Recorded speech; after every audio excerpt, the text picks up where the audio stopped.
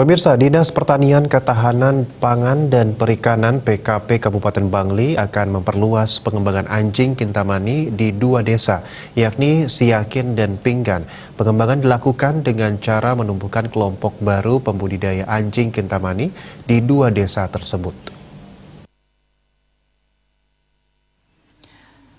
Kabid Keswan Dinas PKP Kabupaten Bangli Daerah Sri Rahayu mengatakan, sesuai peraturan daerah Perda yang telah ditetapkan tahun 2015 lalu, kawasan pelestarian anjing kintamani diperluas. Dari yang semula hanya di Desa Sukawana, diperluas ke Desa Siakin dan Pinggan.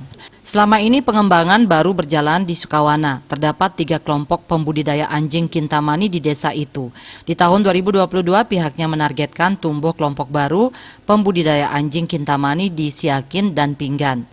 Terkait hal itu, Sri Rahayu mengatakan pihaknya sudah melakukan penjajakan di 2 desa tersebut.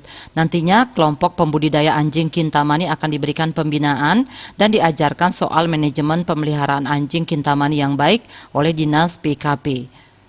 Dengan harapan anjing kintamani yang dibudidayakan selalu terjaga kualitas dan kemurnian genetiknya.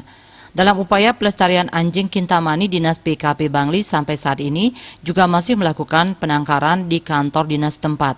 Jumlahnya sebanyak 14 ekor. Karena sebagian sudah tidak produktif, rencananya akan dilakukan peremajaan. Sesuai Perda, anjing kintamani yang ditangkarkan 4 warna yakni putih, hitam, coklat, dan anggrek. Dari Swasrina, Bali Pos melaporkan.